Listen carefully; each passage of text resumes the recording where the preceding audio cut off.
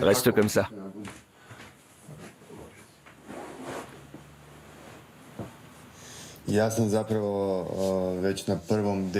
Ça a été un vrai coup de foudre. Dès le premier rendez-vous, je lui ai dit qu'elle serait ma femme. Et moi, tout naturellement, je me suis mise à chanter.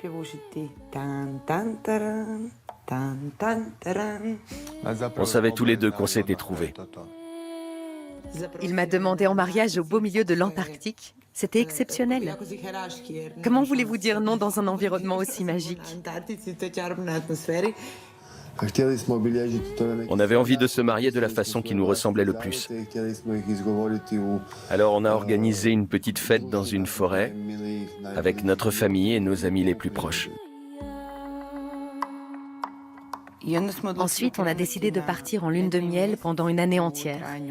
Et pendant ce voyage, on a interrogé des gens du monde entier sur le thème de l'amour.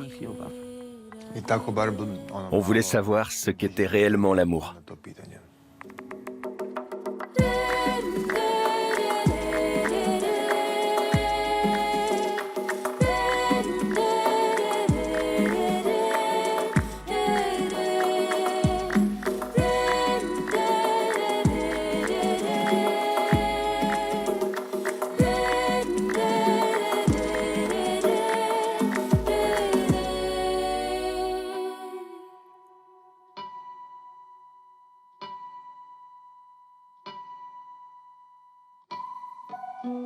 Chez nous, on se rencontre dans les marchés, à l'école, ou bien à l'université, par exemple. Nous, on s'est rencontrés dans un café, ça a duré 5 minutes. Tant que ça?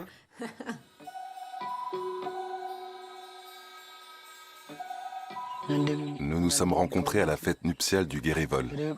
Les hommes dansent et paradent devant les femmes, et elles choisissent leur préféré.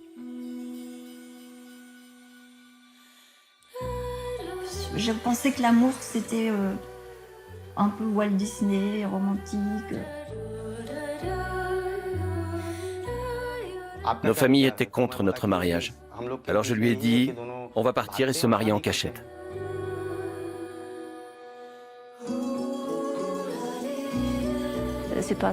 J'étais sous le choc. Je ne comprenais pas ce qui se passait. Ils étaient venus pour m'emmener avec eux. Ce sont des blessures qui ne se referment pas. On se sent mieux par moments, puis la douleur revient. C'est un rêve qui n'a pas pu se réaliser.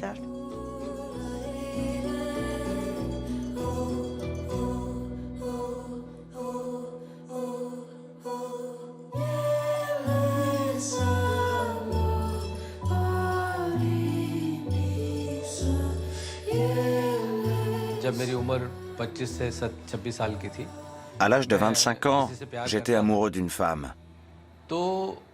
Mais je savais déjà que ma vie ne serait pas facile si je décidais de me marier par amour. Et puis les années sont passées et la pression de ma mère et de mon père s'est fait sentir. Ils me répétaient toujours que le mariage d'amour n'était pas une possibilité et que la seule option selon notre tradition était le mariage arrangé. Quand je l'ai rencontré, c'était clair pour moi. Il était l'homme de ma vie. Je savais exactement ce que je faisais. J'ai tout laissé derrière moi. Mon père, mes frères et mes sœurs, ma mère. Parce qu'il était l'amour de ma vie. Je savais qu'on passerait le reste de notre vie ensemble. Dans notre communauté hassidique, on ne fréquente personne tant qu'on n'est pas prêt à se marier.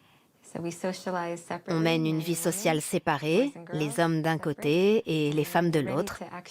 Et lorsqu'on est prêt pour la vie maritale, on appelle un marieur. Ou alors, c'est le marieur qui nous appelle pour nous faire des propositions de rencontre. Quand il est entré, je me suis dit, mon Dieu, mais qui est cet homme? Je veux savoir. Elle est tombée amoureuse de moi, au premier regard. Puis j'ai appris qu'il était marié. Oui, c'est vrai. Mais c'était vraiment head over heels. J'étais amoureuse. Dès que je le voyais, mais mon cœur battait plus vite. C'était vraiment un point où je savais quand il allait m'appeler et avant qu'il m'appelle, mais j'avais préparé un petit papier avec tous des petits points que je savais qu'on pouvait en parler pour pas tomber sur un blanc. Ah, mon amour, voilà comment les Blancs appellent leurs femmes. Nous, on ne fait pas ça. Mon époux, je l'appelle simplement mon mari. Le mot amour n'existe pas dans la culture métisse. Il vivait près de chez moi et il était beau. Je me suis dit que je devrais l'épouser. J'ai dû me faire petit à petit à l'idée du mariage arrangé. Ce n'était pas évident pour moi au début, bien entendu. Mais j'ai fini par en prendre mon parti. La vie est ainsi faite. On ne peut pas toujours avoir ce qu'on veut.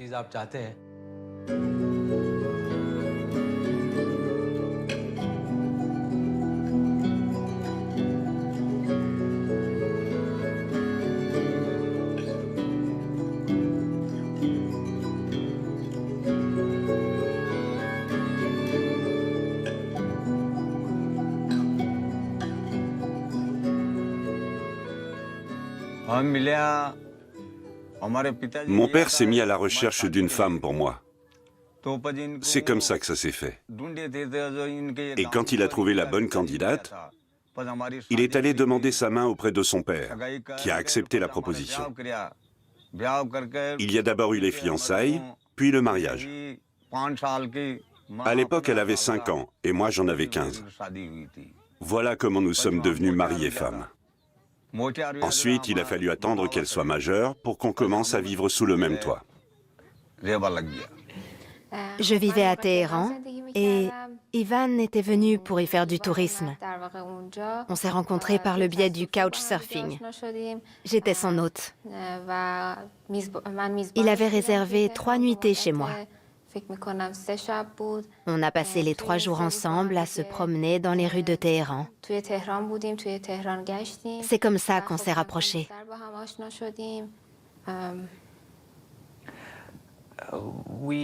On aime bien dire que le début de notre relation était vraiment ennuyeux. Nous nous sommes rencontrés par le couchsurfing, puis nous nous sommes mariés pour les papiers. Quand Kana était enfant, ma femme Chume et moi l'avons adoptée et nous nous sommes occupés d'elle. Puis quand elle a été assez grande, je l'ai prise pour seconde épouse. Elle avait perdu toute sa famille, ses parents et ses frères. Chume et moi aussi avons perdu nos parents. Après l'arrivée des hommes blancs, une grande partie de notre peuple a été emportée par la maladie. Très peu ont survécu. Nous en faisons partie.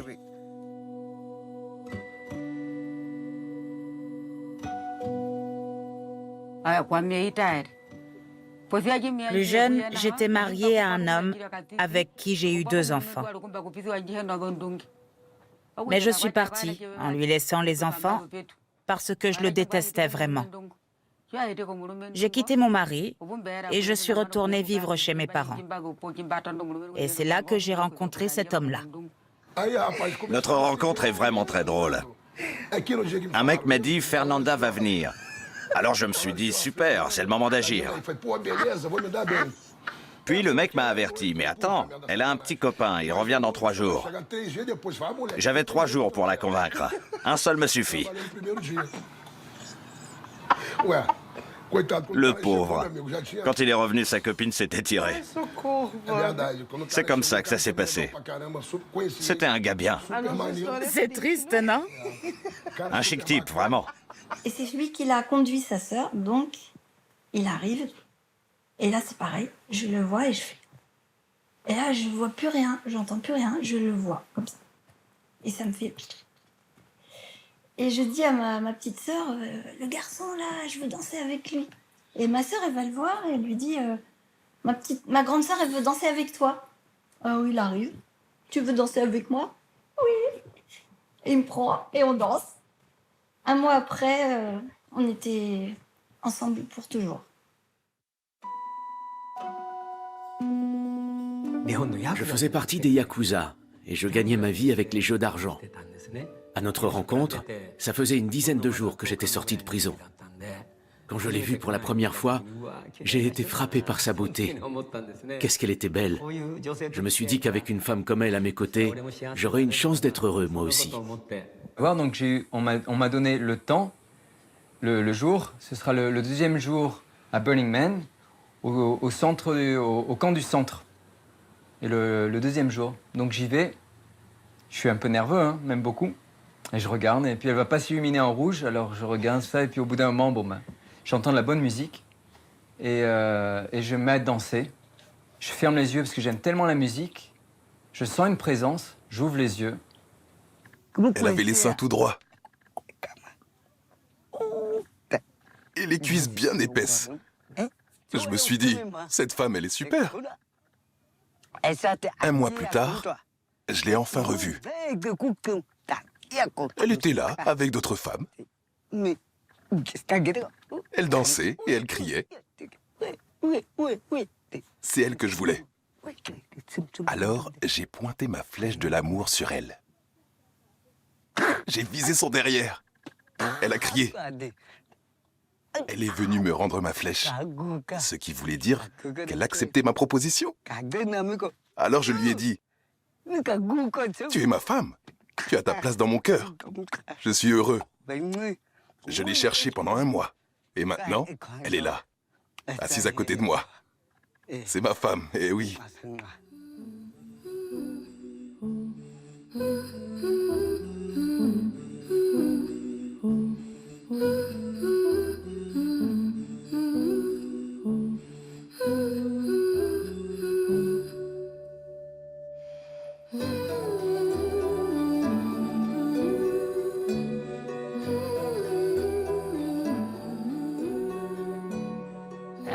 Je rentrais du restaurant et on écoutait de la musique avec des amis. Puis je l'ai vu, il allait prendre l'ascenseur. Je me suis dit, mais il me regarde. Puis on s'est regardés tous les deux, alors j'ai fait « Ouh !» et je l'ai salué de la main. Je ne savais pas si c'était pour moi. J'ai répondu « Salut, ça va ?» Voilà, c'est tout. Je suis allé la voir et je lui ai parlé. Rien de plus basique. Il portait des vêtements très très sales. Je n'avais jamais vu un blanc aussi mal fagoté en Afrique. Normalement, les blancs en Afrique, ils portent des vêtements immaculés. Ils ont de belles voitures, ils fréquentent des restaurants chics. Mais lui, quand je l'ai vu, on aurait dit un mendiant. J'ai eu de la peine pour lui. On ne peut pas dire que ça a été l'amour au premier regard, mais j'aimais la personne qu'il était. Je me suis dit qu'il fallait que j'aille dans un magasin pour lui acheter des nouveaux habits. Je suis tombé amoureux quand j'ai vu sa dévotion. Elle est très dévouée à Dieu. La foi est très importante pour elle. J'étais impressionné par cette qualité. Et c'est ça qui m'a attiré chez elle.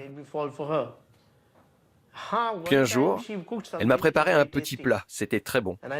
Alors je me suis dit, et en plus c'est une bonne cuisinière. Mais une fois qu'on était mariés, pendant les 4 premiers mois, c'est moi qui ai cuisiné tous les jours. Je lui ai appris à le faire.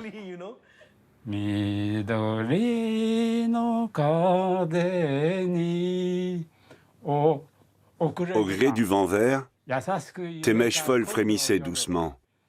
Cette nuit, lorsque je t'ai rencontré, l'amour planait. Aujourd'hui, à toi je donnerai ma vie. C'est le texte d'une chanson populaire que je connaissais. J'ai recopié ces paroles dans une lettre en lui disant qu'elle décrivait les sentiments que j'avais pour elle.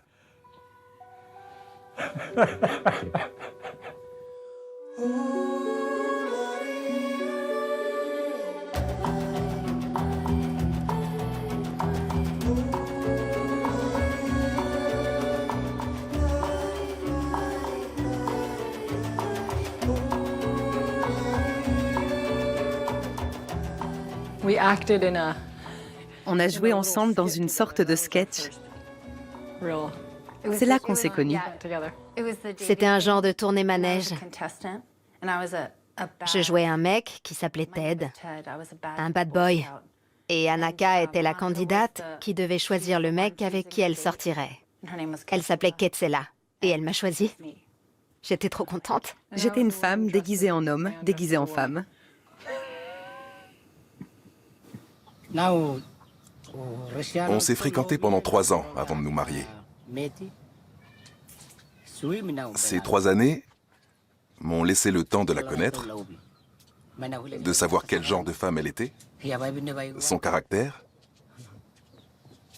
et aussi sa façon de faire les choses. Ensuite seulement, je l'ai ramenée au village. On était ensemble depuis 3 ans et on a compris qu'on s'entendait bien, qu'on s'aimait vraiment. On s'aimait tous les deux. Elle m'aimait et moi aussi je l'aimais. Chez les Mossio, c'est très simple. C'était mon anniversaire et une amie m'a dit « Viens boire un verre chez moi. Une de tes cousines est là aussi. » Je savais que c'était pas possible. Cette amie ne connaissait pas mes cousins. Mais j'y suis allé quand même. Ensuite, c'est un peu comme dans un film. J'arrive, je frappe, la porte s'ouvre et Théa est là, de dos. Puis au ralenti, elle tourne la tête vers moi avec ses cheveux au vent. J'ai dit, tu n'es pas ma cousine et je ne te connais pas, mais j'aimerais bien apprendre à te connaître.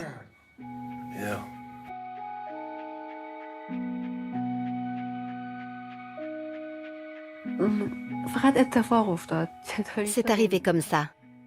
Je ne sais pas vraiment comment. Je l'aimais chaque jour un peu plus.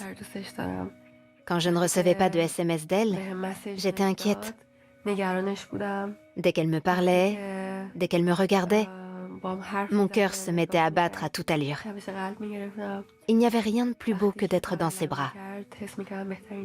C'est là que j'ai compris que j'étais amoureuse.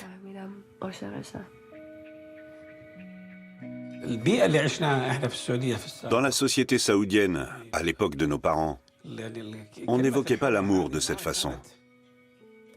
On ne parlait pas de ce genre de choses. C'était un milieu assez dur. Aujourd'hui, les choses sont différentes. Les parents prennent vraiment le temps de s'asseoir avec leurs enfants, de les prendre dans leurs bras, de les embrasser sur le front et de leur parler des choses de la vie. Ils leur expliquent ce que c'est l'amour et ce que sont les sentiments.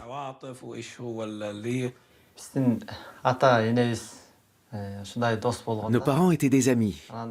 On se connaît depuis notre enfance et on fréquentait la même école. Elmira a 2 ans de moins que moi. J'étais 2 classes au-dessus d'elle. Mes parents me disaient, quand tu seras grand, tu iras demander sa main à ses parents. À l'époque, je ne prenais pas vraiment cela au sérieux. Mais le temps a passé et le jour est venu où j'ai dû aller la demander en mariage. Notre relation a commencé très lentement. On était sur une douce pente ascendante. Je dirais que ça n'a pas démarré sur les chapeaux de roue, avec les papillons dans le ventre, les étincelles et tout le romantisme. J'avais l'estomac noué à longueur de temps. Je me sentais mal et je ne pouvais rien avaler. J'avais l'impression de devenir folle. Je n'arrivais pas à me le sortir de la tête. Et je réfléchissais à des stratagèmes pour pouvoir le contacter et le voir, parce qu'on ne vivait pas ensemble. On voulait rester indépendants. À l'époque, je faisais mon doctorat et cela m'accaparait énormément. Qu'as-tu ressenti la première fois qu'on s'est rencontrés? Je me suis sentie rassurée. La fille se fie à son instinct pour choisir. Si son prétendant ne lui convient pas, elle peut refuser le mariage. Mais si elle se sent rassurée, elle l'accepte et les démarches peuvent commencer. Généralement, ce sont les parents qui décident si un mariage est convenable ou non pour leur fille. S'ils pensent que le prétendant est bien pour elle, ils l'acceptent, le lui présentent et essaient de la convaincre. Mais si elle ne souhaite pas l'épouser, ils ne peuvent pas l'y obliger. Personne ne le peut. Parce que l'imam doit avoir son consentement pour pouvoir valider le mariage.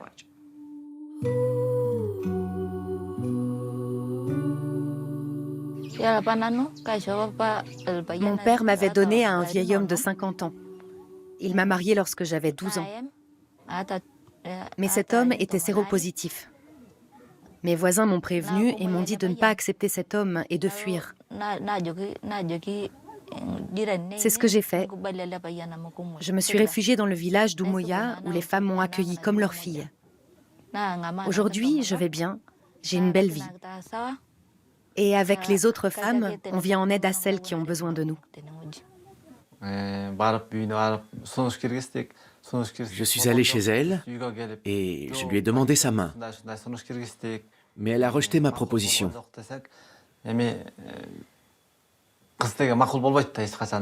Je suis retourné chez moi et mes parents m'ont expliqué que c'était normal. Les jeunes femmes n'acceptent jamais tout de suite. C'est leur façon de se faire désirer. Mon père m'a dit « Amène-la ici, kidnappe-la. Si vous allez jusqu'au bout, je m'excuserai auprès de ses parents. Mais ça doit se faire aujourd'hui. » Alors j'ai appelé mes amis et nous sommes allés chez elle. Nous avons essayé de lui mettre des boucles d'oreilles, mais elle a résisté. Nous avons quand même réussi à la ramener avec nous. Et à la maison, les femmes lui ont noué un foulard autour de la tête. On était dans la même école et on jouait ensemble quand on était petit. En grandissant, cette affection s'est transformée en amour. À l'époque, il n'y avait pas de téléphone portable. On s'échangeait donc des mots doux. Quand on a eu 16 ou 17 ans, nos familles respectives ont commencé à rechercher des parties convenables pour nous. Ma famille avait choisi une autre femme pour moi et la sienne un autre homme pour elle, parce que nous venons de castes différentes. Cela rendait notre union inenvisageable à leurs yeux.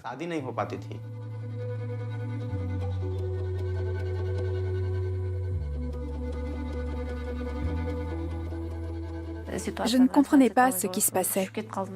Personne n'a empêché l'enlèvement. On m'a emmenée chez lui et ma future belle-mère m'a mis un foulard sur la tête.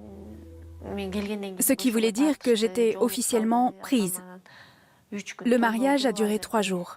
De nombreux invités nous ont félicités et nous ont donné leur bénédiction. Ce n'est que progressivement que j'ai pris conscience que j'étais dorénavant une femme mariée. Nos familles s'opposaient à notre mariage. Alors je lui ai proposé de partir et de nous marier en cachette. Nous nous sommes littéralement sauvés de la maison. Mais en arrivant au temple, nous l'avons trouvé vide. Il n'y avait pas de prêtre. Nous avons échangé nos vœux de mariage en prenant Dieu comme témoin unique. Par la suite, nous sommes revenus dans nos familles respectives afin qu'elles reconnaissent notre union. Mais elles étaient très en colère et elles nous ont mis à la porte. L'amour est comme une étincelle. Ça te tombe dessus sans prévenir.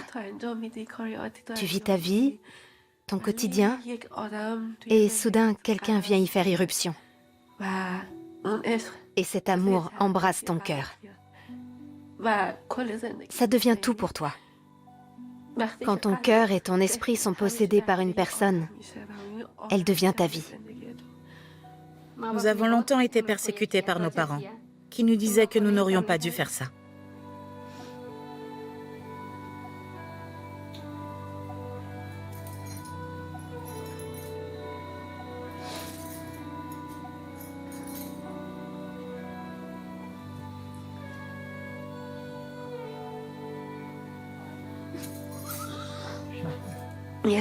C'est un sentiment merveilleux. Un sentiment très angoissant et très beau à la fois. Oui, ça fait peur tout en étant merveilleux.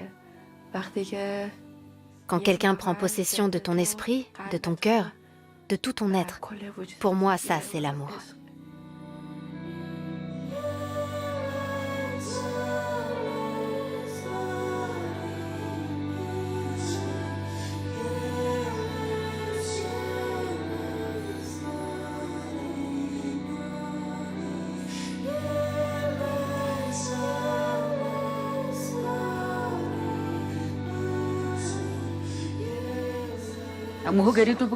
Tôt le matin, ils m'ont emmené en dehors du village. Ils m'ont fait entrer dans une maison et ils ont peint mon ventre avec de l'ocre. Puis, les hommes m'ont baptisé Yohama. C'était mon nouveau nom. Avant, je ne m'appelais pas comme ça. Puis, je suis sortie et ils m'ont dit d'aller chercher de l'eau. Ils ont mis la coiffe de mariée sur ma tête. Ensuite, il m'a frappé avec des branches. Ce qui veut dire qu'à partir de ce jour-là, il avait le droit de me frapper. Une des étapes importantes pour pouvoir épouser une femme iranienne est de se convertir à l'islam. C'est ce que j'ai fait récemment. Je m'appelle Ali. Ivan Ali. Vas-y, raconte. C'est avec le consentement de mes beaux-parents que nous avons conclu un mariage de droit commun à 3. J'ai d'abord épousé le frère aîné et au bout de 2 ans, ses parents m'ont dit que je devais aussi épouser son jeune frère. Aujourd'hui, on vit ensemble tous les 3. Chez nous, la mariée reçoit un trousseau avec des assiettes et des ustensiles de cuisine. Selon notre tradition, l'homme doit payer une dot à la femme qu'il veut épouser. Ses parents lui donnent une gazinière, de l'or et de l'argent. Je n'avais pas d'argent. Je n'avais pas un centime. Alors j'ai demandé à ma petite amie si elle pouvait financer cela. Il donne aussi des vêtements. Alors je lui ai donné cet argent. J'étais amoureuse de lui et j'étais sûre que c'était l'homme que je voulais épouser. Je ne savais pas comment mes parents auraient réagi, alors je ne leur ai rien dit. Je lui ai donné l'argent pour qu'il puisse m'acheter. Tu m'as acheté avec mon argent. Il y a l'écharpe du mariage, les ustensiles de cuisine et un coffre complet avec des couvre-lits et des oreillers. Il est de coutume d'amener la mariée jusqu'à la maison du futur mari avec tout ça. Donc, on est restés ensemble pendant longtemps, pendant 10 ans, un peu plus, 12, 13 ans même, avant de se fiancer. Et les fiançailles se sont passées à Paris. J'ai fait une surprise à Camille. Elle est partie de Londres et elle a dû trouver des petites lettres qui étaient cachées partout, dans les petits coins, pour pouvoir arriver jusqu'à Paris. Et à Paris, j'ai demandé à Camille, sur le pont des Arts, à genoux, si elle voulait devenir ma femme, avec un beau bouquet de roses. Il y avait la longue robe, l'énorme pièce montée, et on a fait la fête pendant 2 ou 3 jours dans un lieu immense. Il y avait quoi, 150 personnes, c'est ça? 130 invités. Ouais, c'était comme dans les contes de fées. Nous avons enregistré ce mariage à 3 auprès du conseil du village. Le registre local reconnaît également nos enfants. J'en ai 4 en tout, 2 de chaque mari. Quand on est amoureux, on veut se marier et rester ensemble en toutes circonstances. On a la certitude que cette personne est à nous et doit toujours nous appartenir. Et on ne pense pas aux différences de milieu, de classe, de caste, de religion ou même de moyens financiers. Ça n'a aucune importance. L'amour, c'est l'amour. Lorsqu'on aime, on devient aveugle. On ne voit plus personne sauf l'être aimé. Et cela donne aux gens la force d'aller à l'encontre des attentes de la famille, du village et même de la société.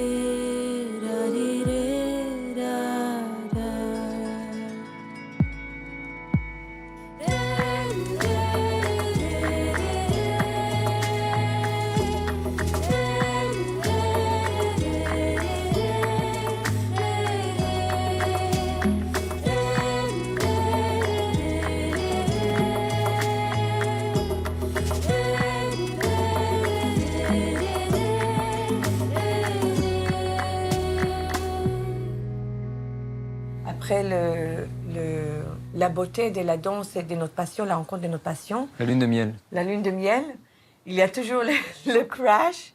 Et le crash était en Afrique parce que tout de suite on était dans une vie quotidienne. Une zone de conflit en plus. Dans une zone de conflit, et ce qui a réveillé beaucoup des ombres.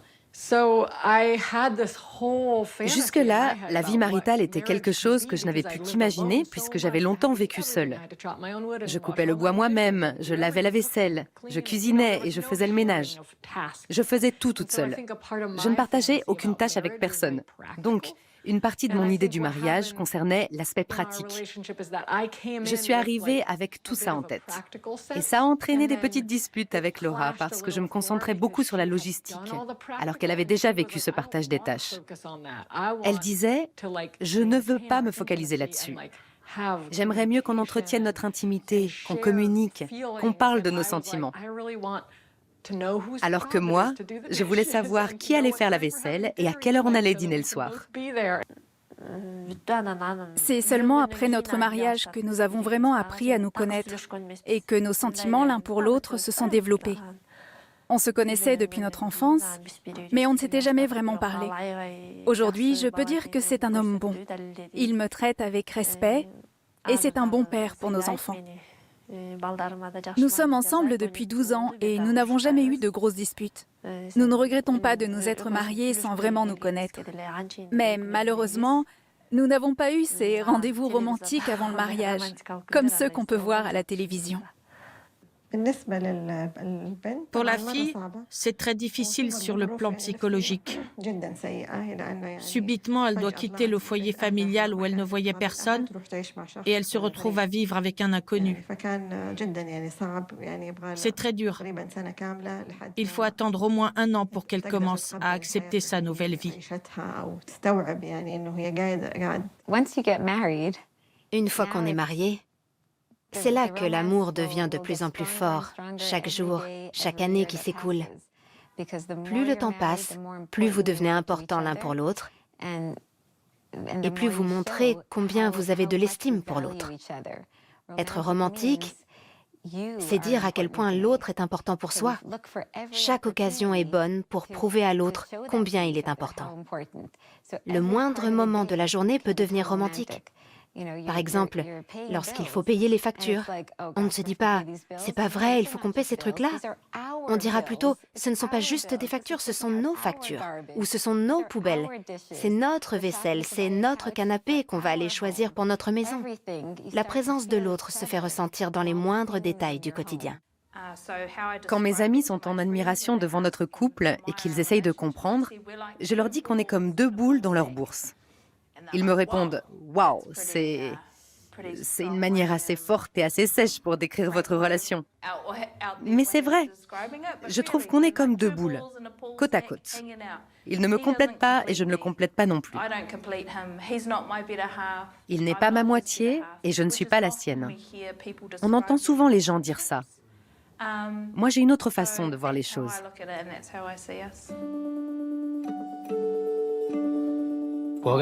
J'aime toutes mes femmes parce qu'aucune d'elles ne m'a jamais rien fait de mal. Elles me donnent à manger, elles viennent dormir dans ma maison, et je ne les ai jamais vues avec un autre homme. Elles ne font rien qui puisse me nuire. Et surtout, on ne se dispute jamais. Je dis ce qu'il faut faire et elles sont d'accord. Je n'ai pas de préférée, une que j'aimerais plus qu'une autre.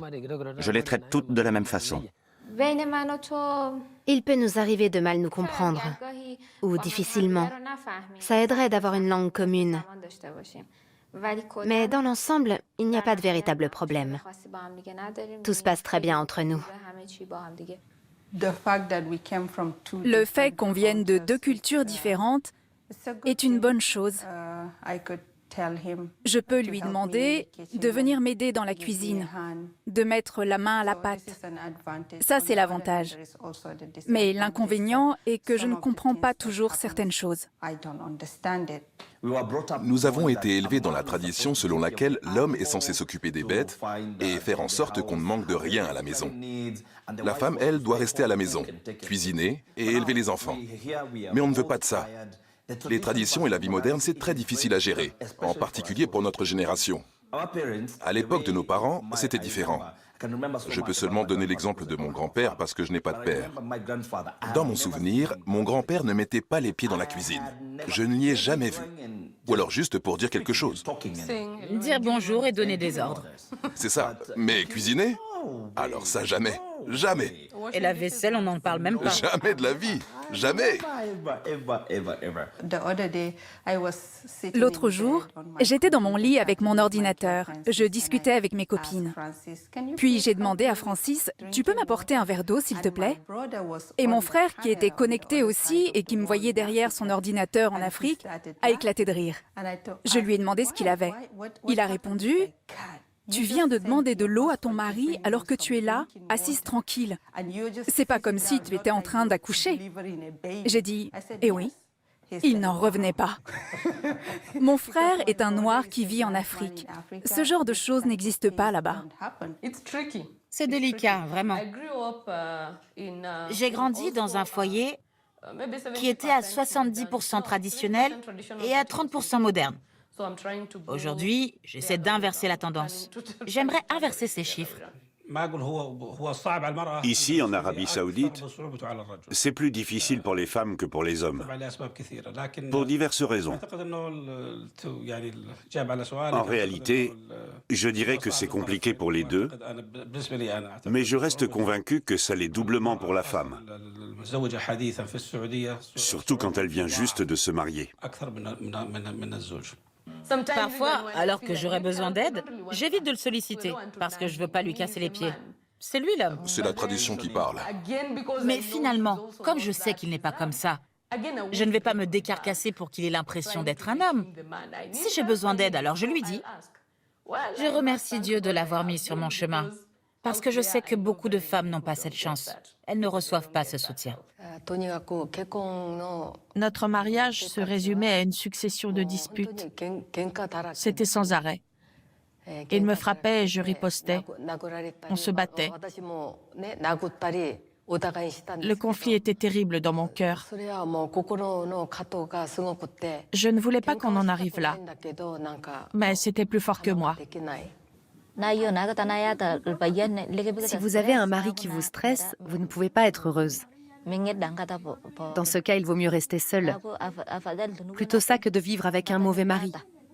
Si personne ne vous perturbe et ne vous met la pression, vous pouvez être heureuse.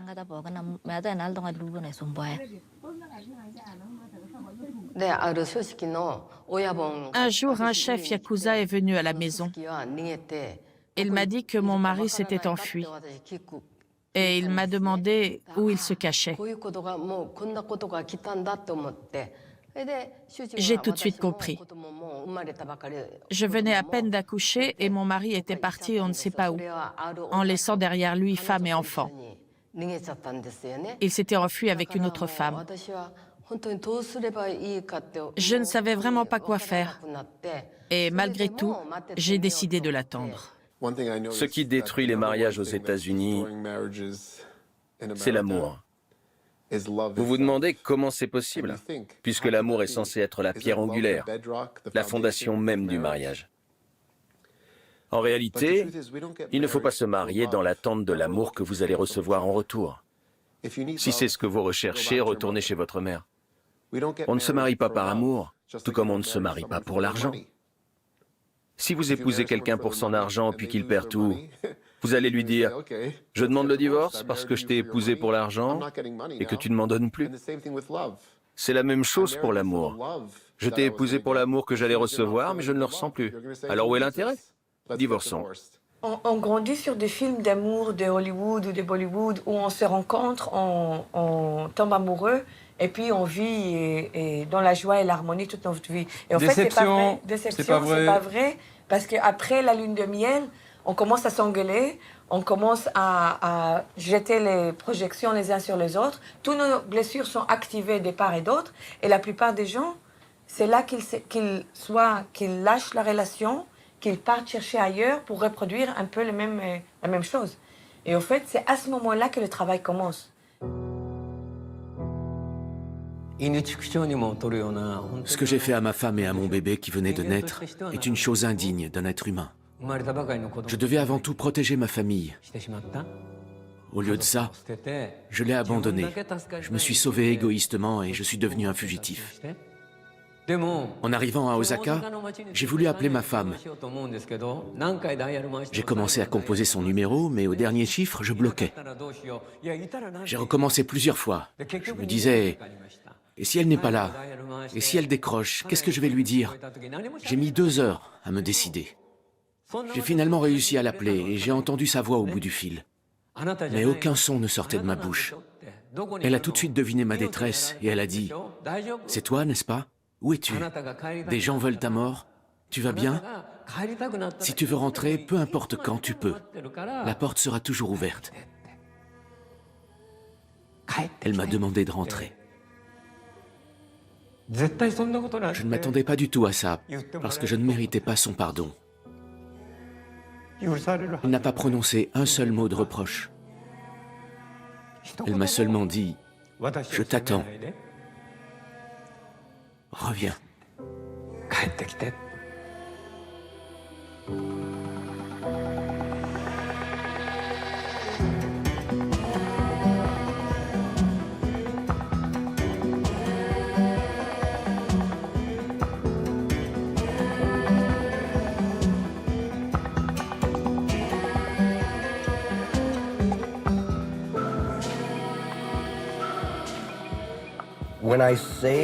Je peux dire que je n'ai pas été facile à vivre.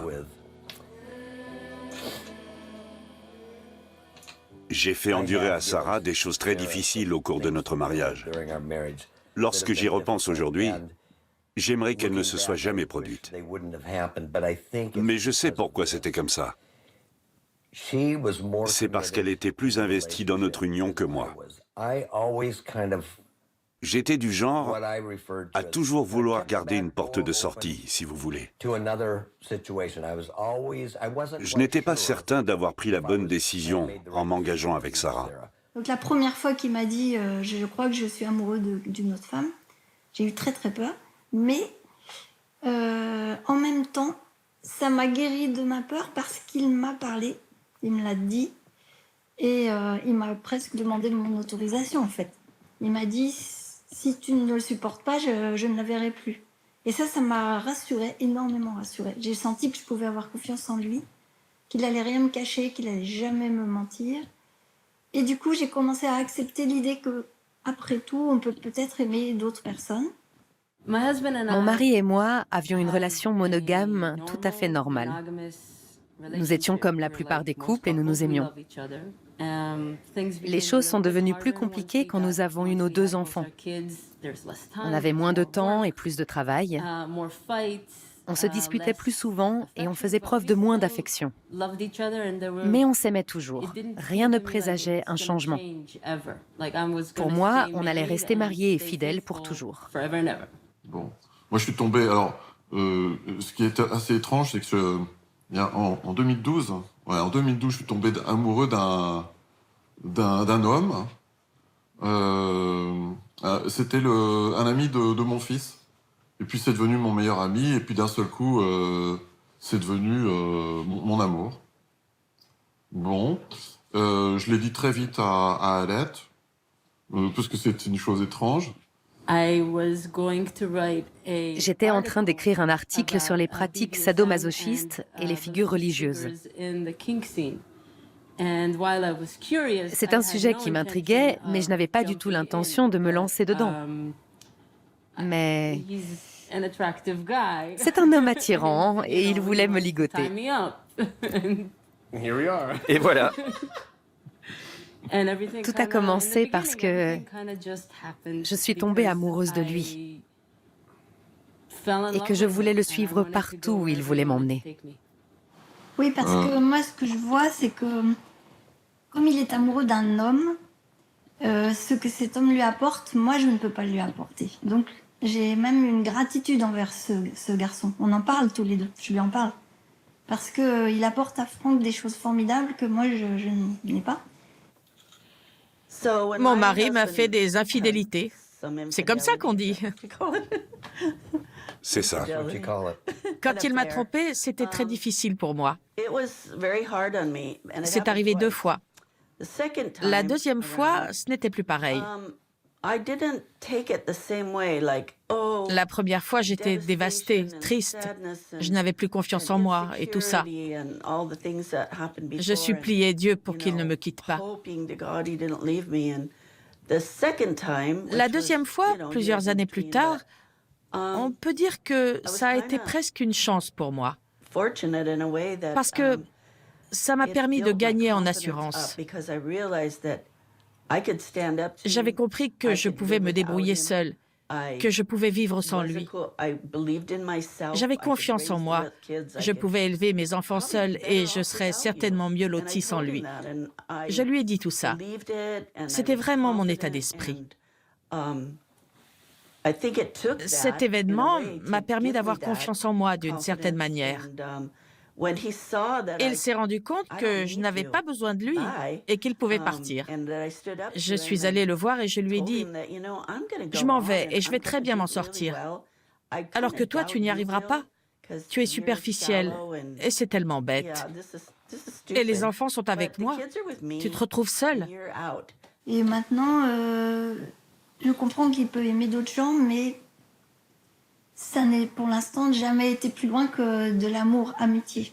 Je ne sais pas comment je vais supporter si un jour il va vraiment coucher avec quelqu'un d'autre. On verra, je sais pas. Bah, il se passera rien. Le fait que Sarah me tienne tête comme ça, c'était exactement ce qu'il me fallait. Quand elle a dit « Moi, je vais m'en sortir. Je vais faire tout ce qu'on rêvait de faire. Je vais continuer. Alors que toi, ta vie va devenir minable. » Quelque part, je savais qu'elle avait raison. Au bout d'un moment, j'ai dit à mon mari que je voyais d'autres personnes avec qui j'entretenais des relations sentimentales et sexuelles que je souhaitais poursuivre. On a traversé une période difficile où on ne savait pas ce qu'on allait faire. Comment avancer? Est-ce qu'on allait rester ensemble ou est-ce qu'on devait divorcer? Est-ce qu'on divorce mais on continue à vivre dans la même maison pour les enfants? Qu'est-ce qui va se passer?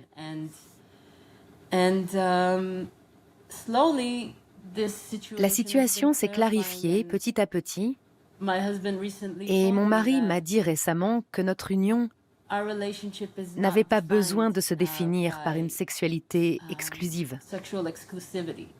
Nous ne sommes pas en cage. Chacun peut faire ce qu'il veut. Voilà où on en est. Et récemment, nous nous sommes tous rencontrés. Kat, Joshua et mon mari ont fait connaissance. Maintenant, il sait qui ils sont et eux savent qui il est. On n'est pas encore une famille unie et heureuse, mais on ne vit pas dans le mensonge.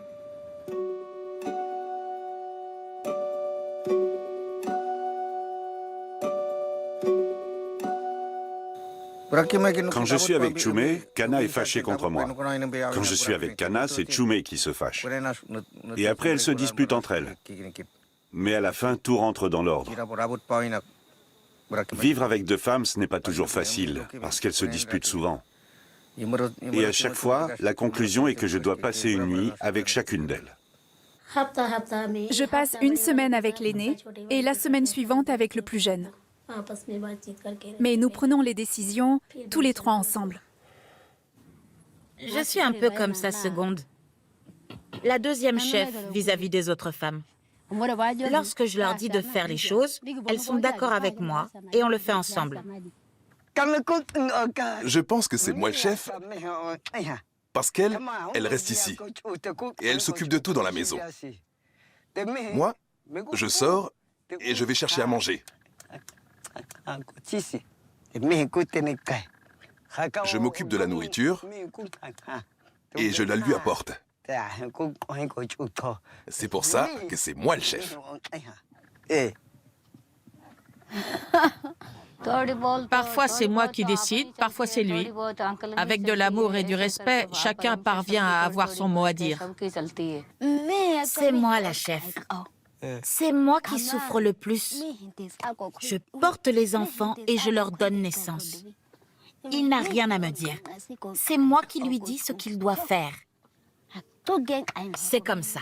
C'est moi qui commande. On se dispute beaucoup. On est comme chien et chat. C'est exactement ça. Quand elle a ses trucs, quelle galère. Et quand il boit, il dit qu'il veut vieillir à mes côtés. Et... Non, je dis ça quand je vais bien.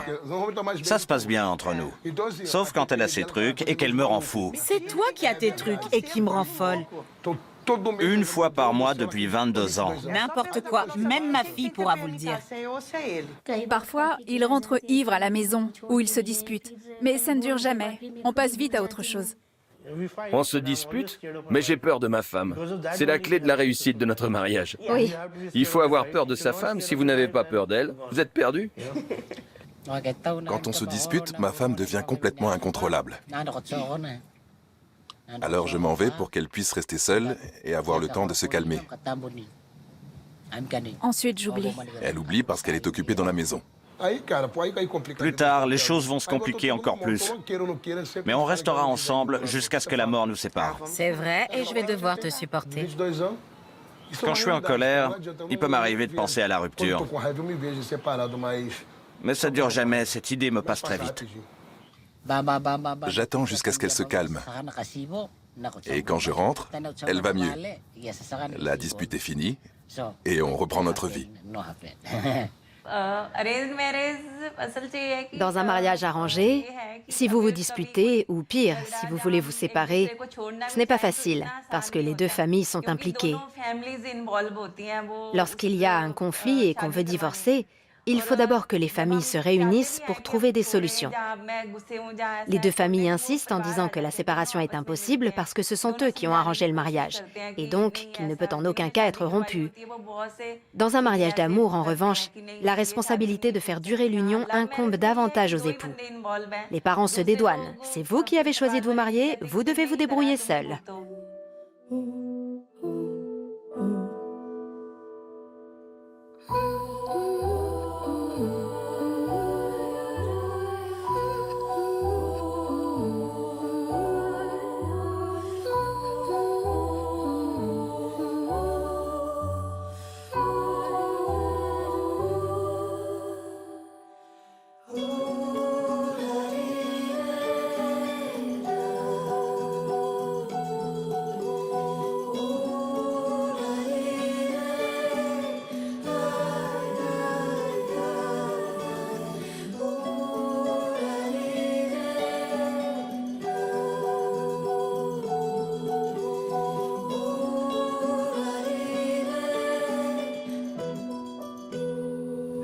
Tu veux avoir des enfants?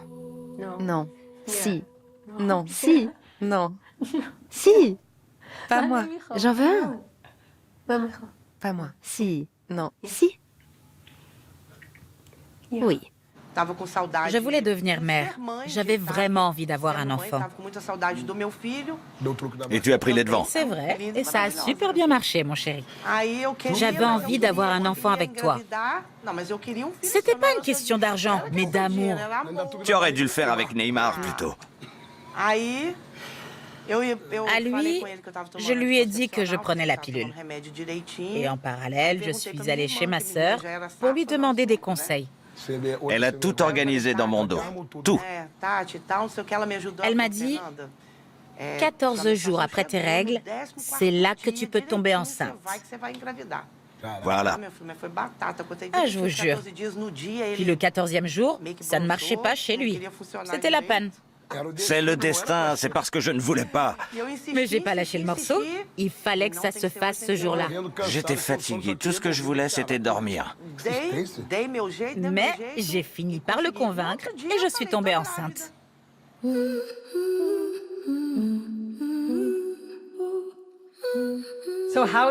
Comment deux femmes ont fait pour avoir un bébé? Eh bien, ce n'est pas si difficile que ça. Mais c'est un peu compliqué quand même, parce qu'il faut s'assurer de protéger aussi le parent non biologique. C'est vrai, je suis la mère qui a porté Sage, notre fils. Oui, je lui ai donné naissance.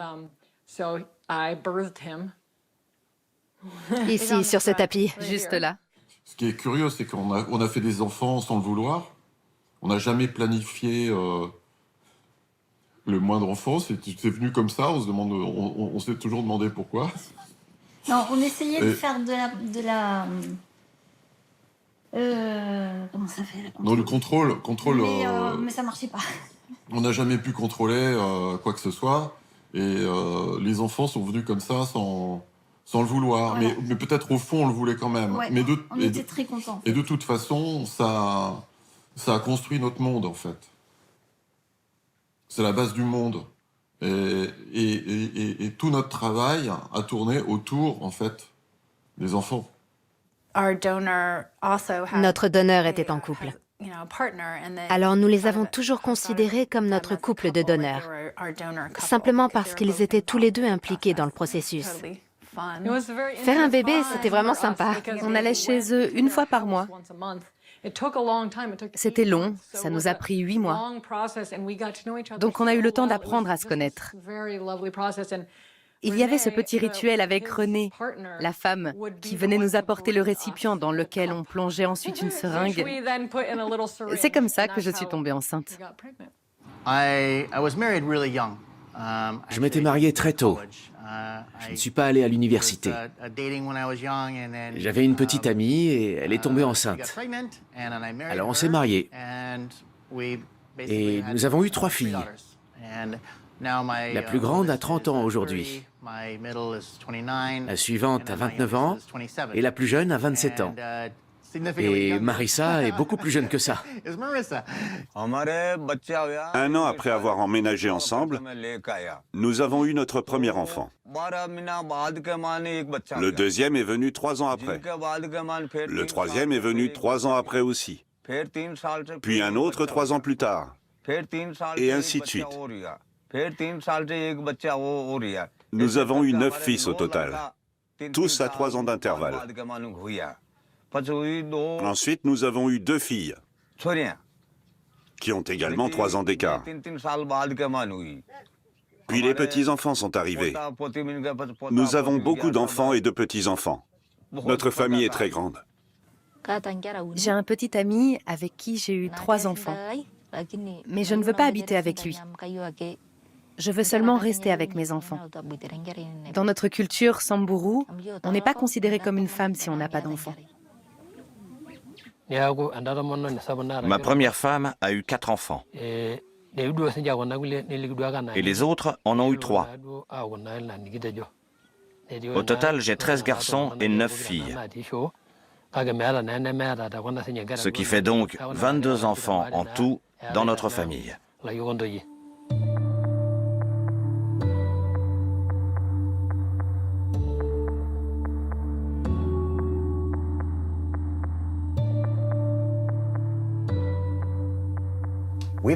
Nous avons fait face à de nombreux défis dans notre vie. Mais il y en a un qui nous a touchés en particulier et qui concerne un de nos enfants. Tu racontes? On était partis au ski avec les enfants et ils allaient participer à une compétition. C'est là qu'on a découvert qu'un de nos enfants était malade. Je l'ai emmené chez le médecin et on a appris qu'il avait un type de leucémie très grave et qu'il ne lui restait plus longtemps à vivre si on ne lui administrait pas un traitement très lourd rapidement.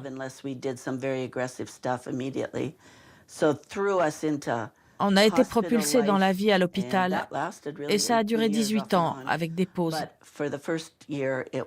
La première année, il a dû subir une greffe de moelle osseuse. Aucun de nos autres enfants n'était compatible pour la transplantation. Alors ils ont décidé de la faire avec moi, même si je n'étais pas non plus la donneuse idéale. J'étais tout ce qu'ils avaient à disposition. J'ai failli mourir pendant le prélèvement. Notre vie entière a été bouleversée. Je n'ai pas été à la maison pendant 1 an. On a dû se rendre dans une grande ville pour faire la transplantation de moelle osseuse. Mais notre fils a fait un rejet parce qu'on n'était pas parfaitement compatibles. Notre quotidien a changé du jour au lendemain et tout tournait autour de ça.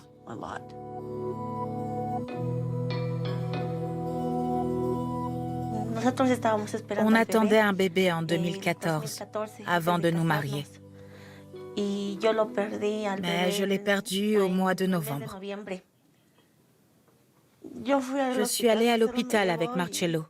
Franchement, je n'avais plus envie de sortir de là-bas. Plus rien ne comptait pour moi. Je n'entendais plus le cœur de mon bébé. On l'avait entendu tous les deux. J'avais le cœur brisé. Et le fait de penser qu'on ne connaîtra jamais cet être qu'on attendait avec tant de joie, c'est très difficile. Marcello a toujours été à mes côtés.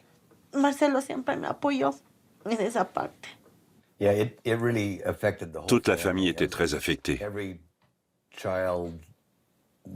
Les enfants avaient un frère en phase terminale d'une maladie, et cela a duré presque 20 ans. Et nous, on était les parents de ce garçon malade. Sincèrement, je crois qu'on peut dire qu'il est devenu une sorte d'icône religieuse pour notre famille. Je n'allais pas pouvoir lui offrir le bonheur d'avoir un enfant. Je pensais surtout à lui et je me disais, si je ne peux pas lui donner de fils, il vaut mieux que je m'en aille et qu'il rencontre une autre femme avec qui il aura peut-être la chance de fonder une famille.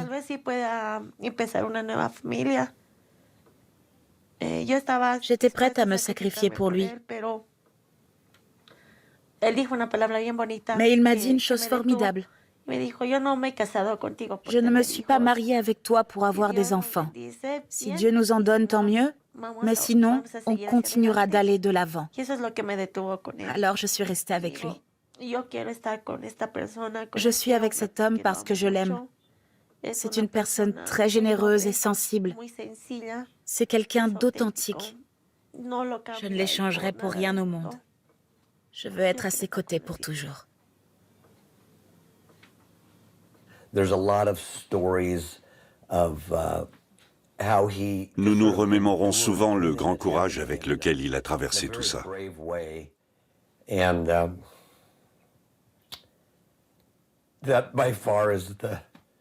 Ça a été de loin le plus grand défi de notre vie. Je ne veux pas pleurer parce qu'on lui répétait souvent « On ne sait pas pourquoi tu dois traverser tout ça, mais ce qu'on sait, c'est que ça soude notre famille. »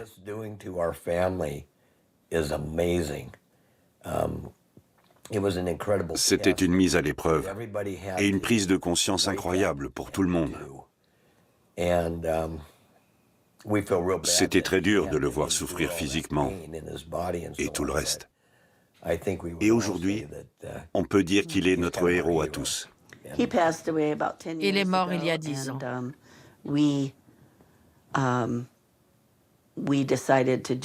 On avait décidé de le soigner à la maison.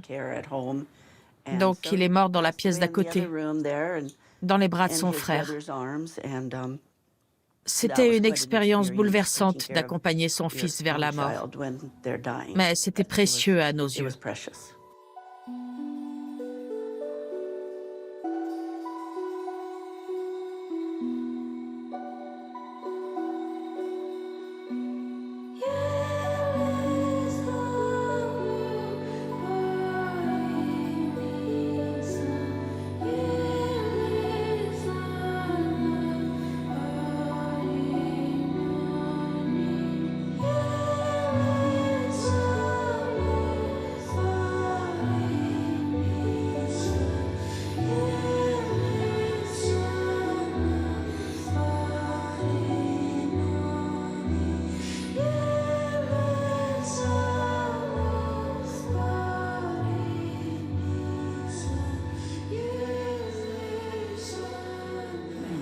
50.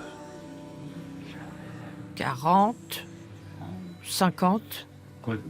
Environ 55 ans, non? 55 ans. Eh bien... 20. 55 ans. C'est ça. Oui. Ça fait 55 ans. Oui, c'est ça. Oui. Ça fait 25 ans. Non, 55 ans. Ah oui, 55 ans. Ça doit faire ça. Nous nous sommes mariés en 1952. Et j'ai 92 ans. C'est comme un... Moi, je nous vois comme en voyage sur l'océan, un grand voyage. Je vois bien que moi, je tiens à la barre du bateau, mais c'est lui, le vent, qui souffle le bateau. J'ai toujours pensé que c'était comme ça. Et le bateau sans le vent, bah, il bouge pas. Et le vent sans bateau, il sert à rien. Elle aurait pu arrêter de m'aimer et ne jamais me pardonner. Mais grâce à l'amour de ma femme, j'ai pu continuer à vivre. Aujourd'hui, je suis prêtre. J'ai réussi à me reconstruire. Tu connais ses qualités et ses défauts, et tu aimes cette personne telle qu'elle est. Quoi qu'il en soit, tu l'aimes. Et tu désires passer ta vie à ses côtés parce que tu te sens bien auprès d'elle. Tu es heureux. Et ça, à mon avis, c'est l'amour.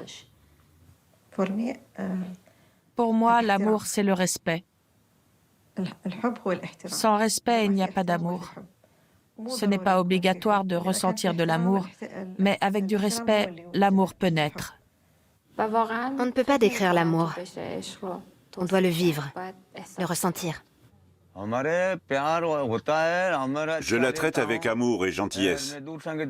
Et nous nous occupons l'un de l'autre. Elle prend soin de moi et moi d'elle. Et je ne me suis jamais intéressé à une autre femme. Nous nous aimons et nous sommes heureux ensemble. Il préfère être avec une autre, pas de problème. Il veut rester avec moi, très bien.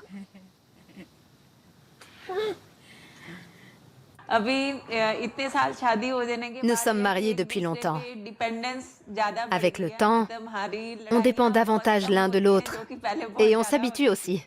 On se dispute beaucoup moins. Et on apprécie de plus en plus la compagnie de l'autre. Il y a moins de disputes. Et notre dépendance mutuelle a grandi. Je trouve ça bien. L'amour, c'est être avec quelqu'un qui vous rend heureux chaque jour.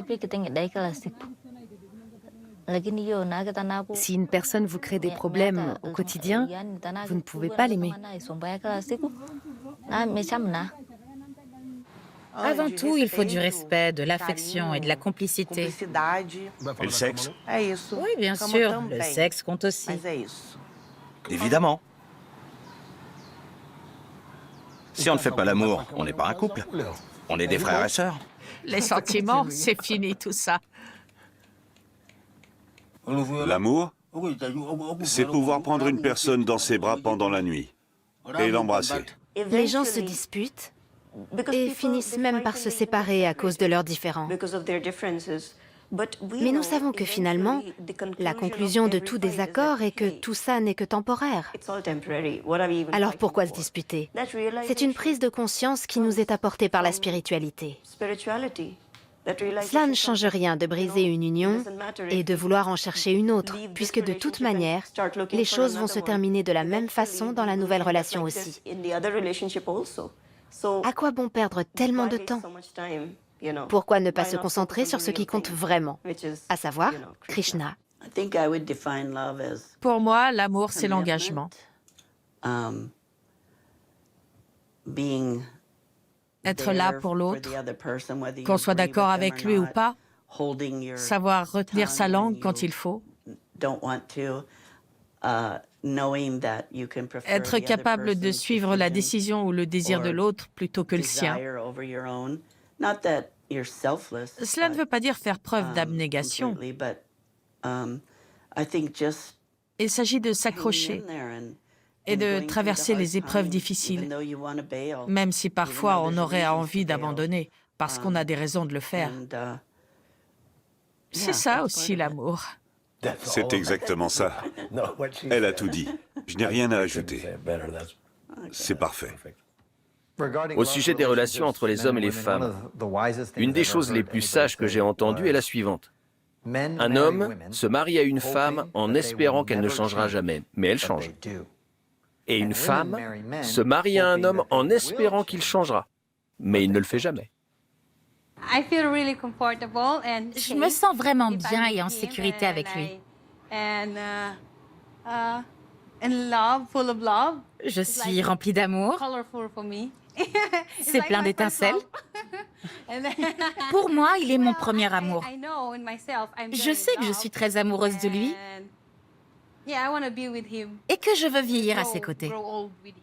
Moi, je suis déjà vieux. Je parle de moi. Elle va vieillir, mais moi, je suis déjà un vieil homme. Pour moi, l'amour, c'est un état d'être.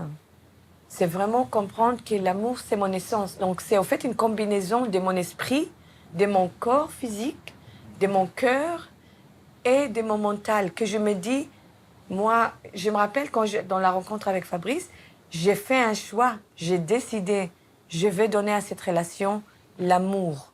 Je vais donner l'espace pour que l'amour puisse grandir. Et souvent, c'est cette notion de choix qui manque dans la définition de l'amour. Que l'amour, c'est un choix. Je peux choisir d'aimer comme je peux choisir de ne pas aimer. J'aime ma femme. En l'aimant, j'aime aussi mes enfants. Et quand on aime ses enfants, on aime le monde entier. Même les gens qu'on ne connaît pas, on les aime. Mais sa femme, c'est celle qu'on aime le plus. On la prend dans ses bras, on lui tient la main et on lui fait l'amour. Et c'est comme ça que l'amour se renforce. Sans amour, il n'y a pas de vie.